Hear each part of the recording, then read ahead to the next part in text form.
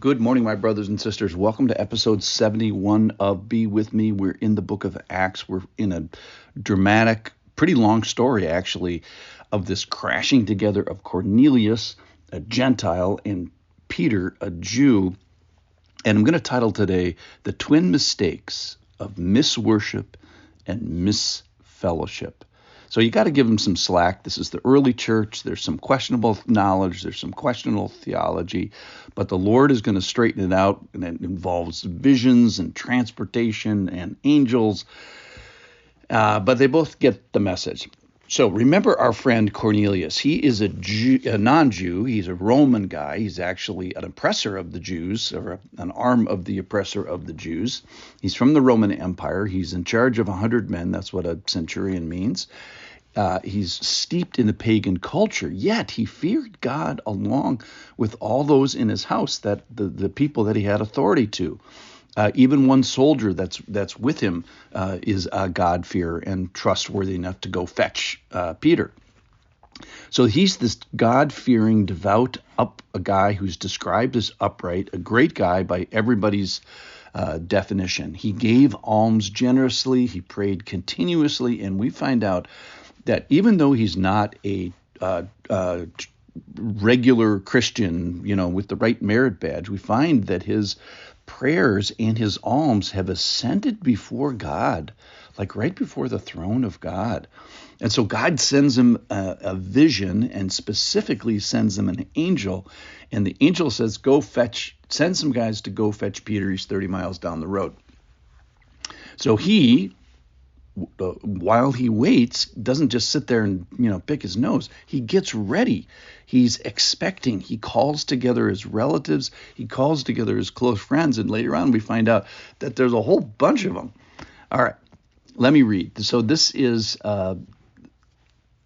verse 23 of Acts chapter 10. The next day, this is talking about Peter, he arose and went away with them, and some of the brothers from Joppa accompanied him. And on the following day, they entered Caesarea. So that's the town they're looking for. That's where Cornelius lives. Cornelius was expecting them and had called together his relatives and close friends. When Peter entered, Cornelius met him and fell down at his feet and worshiped him. I don't know if that means like entered the courtyard, because we find that he hadn't actually gone in yet. So Cornelius falls down and worships him out in the yard, it looks like. But Peter corrects him and says, but Peter lifted him up and saying, stand up, I too am a man.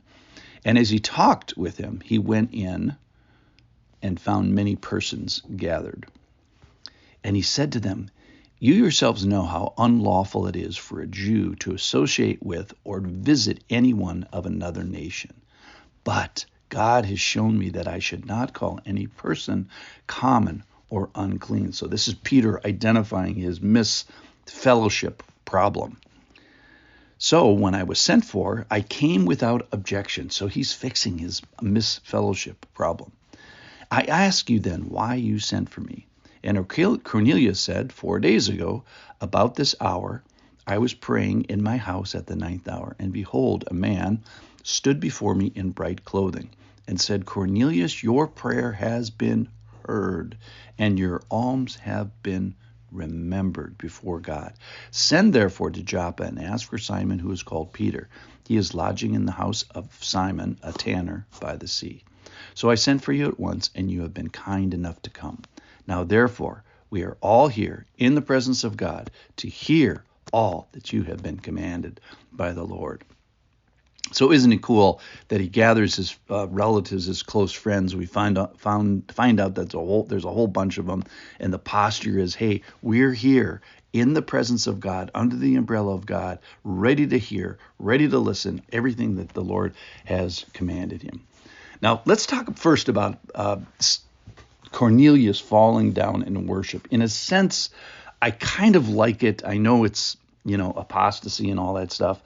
But Peter, don't forget, this guy has been recommended by an angel to Cornelius. An angel said, there's this guy Peter, and you need him to come and talk to you. So I sort of admire it. it's this expectation of this encounter and worship. Now, Peter straightens him out right away while he's still, I think, in the yard. And then he goes into with the many people. And then Peter, the first thing he does, I love this. So Peter's now inside the house of a Gentile man, and he confesses that I have misfellowshipped. I have learned my lesson. That is, there's people outside of the church based on man-made rules that the Jews sort of added to the Bible. And how did we get into this mess? Well, the Jews certainly were set apart and holy, and other nations were knuckleheads, so were the Jews. But the holiness of Israel, the purpose of it was not just to look at their belly buttons. It was to call a special people, Israel, get them all right with the Lord, and then call the rest of the world via these people to himself. So it wasn't to keep everybody out. The purpose of the Jews being special to the Lord was to bring people in. So it's the right value of the kingdom, which is, being the people of God is an important thing. But then they sort of had the wrong guy at the door say, and importantly, keep these other guys out.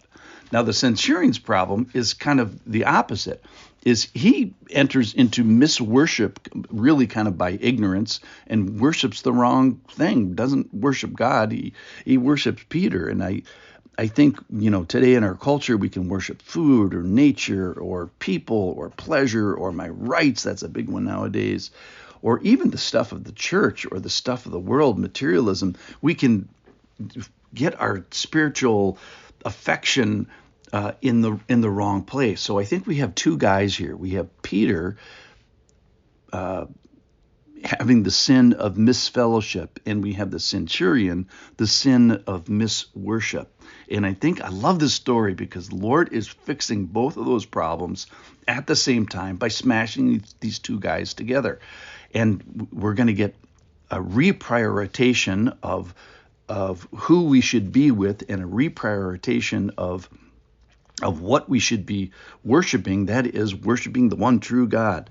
And how do you do that? Well, you align with the people of God, and they help you value the right thing and not undervaluing fellowship, which is kind of what Peter's problem was. All right. We'll continue tomorrow with Cornelius and Peter. It's a long story because there's so much in here. And today, we fix the mistake of misworship and misfellowship. Thanks for listening.